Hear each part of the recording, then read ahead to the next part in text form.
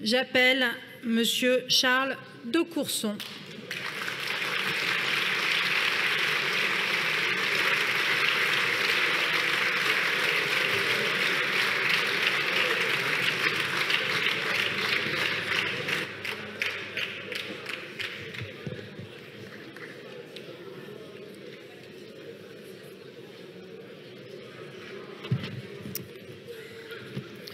Madame la Présidente, Madame la Première ministre, Mesdames et Messieurs les ministres, Madame la Présidente de la Commission, Madame la Rapporteure générale, mes chers collègues. Le groupe LIOT a pris l'initiative de cette motion de censure parce que nous défendons plusieurs valeurs qui sont attaquées par ce texte sur les retraites. Nous défendons une nation française décentralisée politiquement, mais aussi socialement. Nous défendons une société solidaire qui aide chaque citoyen à trouver sa place. Une république sociale telle qu'elle est inscrite dans notre Constitution. Nous défendons aussi une société libre qui permet à chacun de choisir sa vie, y compris le moment de sa retraite. Au début de l'examen du projet de loi sur les retraites, nous avons parlé de déni de démocratie. Depuis, le gouvernement a usé de toutes les manœuvres possibles pour contourner et contraindre le débat parlementaire pour tordre les procédures. L'Assemblée nationale, seule représentante du peuple français, n'aura jamais voté sur ce projet de loi qui cristallise les tensions, les inquiétudes et la colère de nos concitoyens. Je veux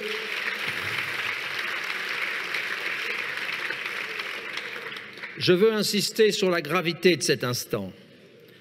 Notre décision de déposer une motion de censure n'a pas été prise à la légère. Notre groupe vous avait mis en garde contre la tentation de passage en force. Dès l'automne, nous avons appelé à de vraies négociations avec les partenaires sociaux. Nous avons appelé à une grande conférence sociale sur le travail et le financement du système de retraite. Nous avons toujours joué le jeu de l'écoute et du dialogue. Notre groupe n'a d'ailleurs pas voté jusqu'à ce jour les précédentes motions de censure. Nous avons pris toute notre part pour éviter de fracturer notre pays plus qu'il ne l'est déjà. Mais ce texte a marqué la mort des engagements pris en juillet dernier. Madame la Première ministre, relire aujourd'hui votre discours de politique générale est cruel. Je vous cite : « Nous mènerons pour chaque sujet une concertation dense. Nous aborderons chaque texte dans un esprit de dialogue, de compromis et d'ouverture. » Eh bien, vous avez échoué à rassembler, vous avez échoué à convaincre, alors vous avez cédé à la facilité et évité la sanction du vote.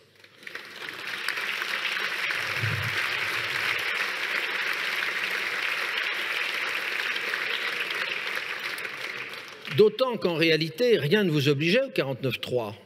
Le courage, le respect des institutions, le respect de vos engagements auraient dû conduire au vote. Nous voulions voter. Même les groupes de la majorité voulaient voter. Ce vote, vous l'auriez très probablement perdu, mais c'est la règle en démocratie.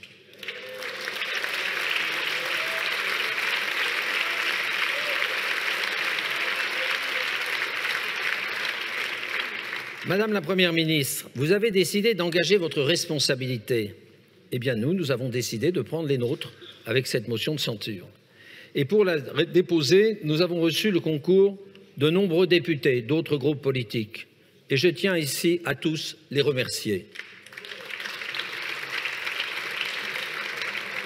Nous avons déposé cette motion de censure car vous avez clairement détourné l'esprit de la Constitution. Vous avez fait le choix tout d'abord de recourir à cette fausse loi de financement rectificatif de la sécurité sociale dès janvier, alors même que la loi initiale était à peine votée. La note du Conseil d'État ne nous a pas été transmise. Nous savons que certains des articles du texte sont de véritables cavaliers sociaux. C'est le cas notamment de l'index senior, de dispositions relatives à la pénibilité ou à l'Agirc-Arrco. Ce que je dis ici n'est ni anecdotique ni technique. Vous avez délibérément choisi cette procédure pour préparer un éventuel passage en force. Une procédure qui facilite le recours à un 11e 49.3 en un an. Une procédure qui encadre et contraint les délais d'examen, rendant impossible tout débat serein et approfondi. Résultat, l'Assemblée nationale n'a examiné que 2 articles Elle a d'ailleurs à une large majorité rejeté l'article 2, malgré tout transmis au Sénat par le gouvernement.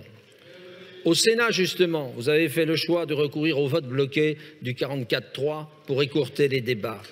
Et tout cela pour, in fine, nous priver d'un vote sur le texte issu de la CMP. Comment accepter un tel mépris du Parlement? Comment accepter de telles conditions d'examen sur un texte qui aura des incidences durables sur la vie de millions de nos compatriotes? Si notre motion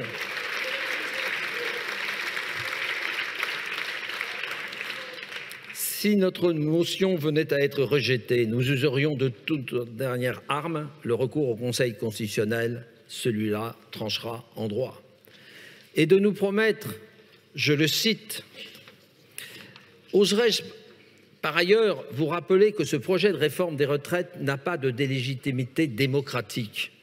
Contrairement à ce que dit le président de la République, les Français ne l'ont pas élu pour repousser à 64 ou 65 ans l'âge légal de départ à la retraite.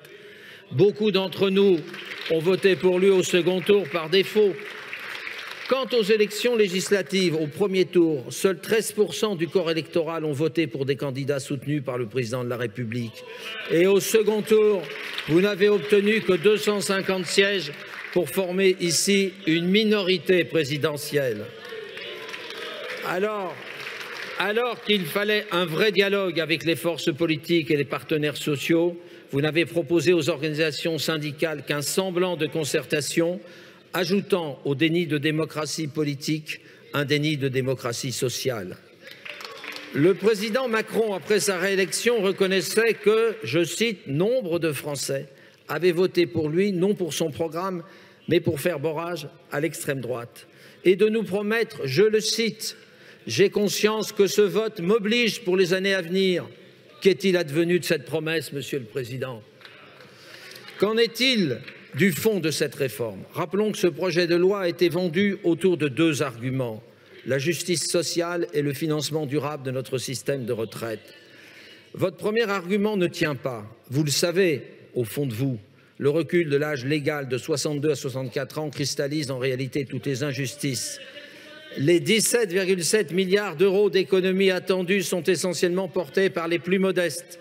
Ils portent sur ceux qui auront à travailler plus sans voir leur pension progresser, sur ceux qui ont commencé à travailler tôt, qui exercent souvent des emplois pénibles, précaires, ceux qui ont des carrières hachées et donc principalement les femmes. Ce sont toutes ces personnes qui ont été peu reconnues lors de la crise sanitaire et qui subissent maintenant l'inflation de plein fouet. Cette réforme augmentera la précarité de nos compatriotes qui, après 55 ans, sont souvent, hélas, déjà poussés vers la sortie, le chômage ou le RSA. Conscient des inégalités que vous aggravez, vous avez tenté d'atténuer l'injustice de votre projet en introduisant des mesures cache-misère mal calibrées, quitte à aboutir à des usines à gaz.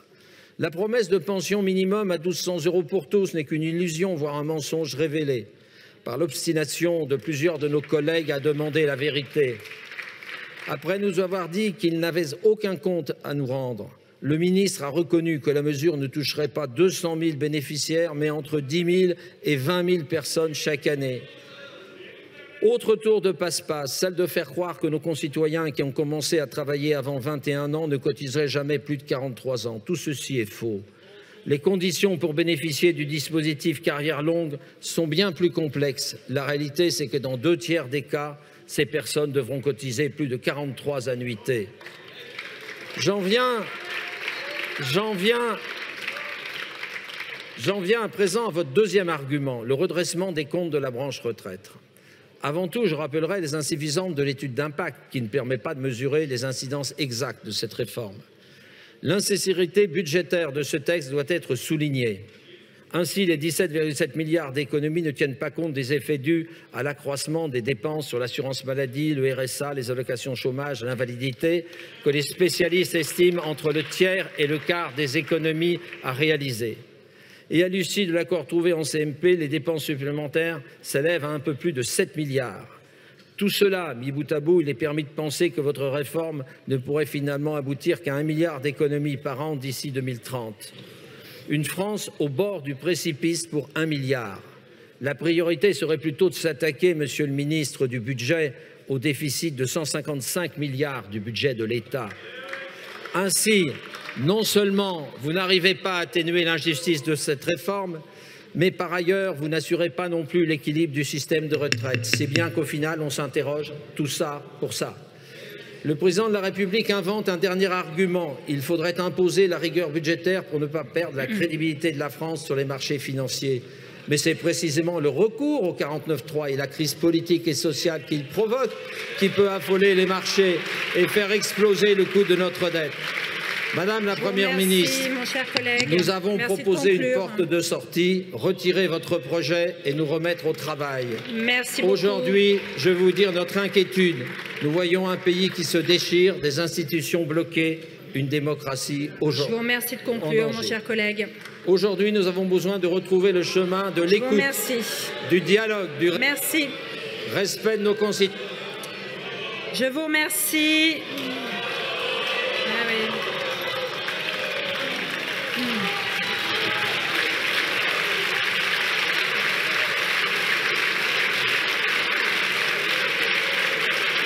Je vous remercie de bien vouloir quitter la tribune, mon cher collègue.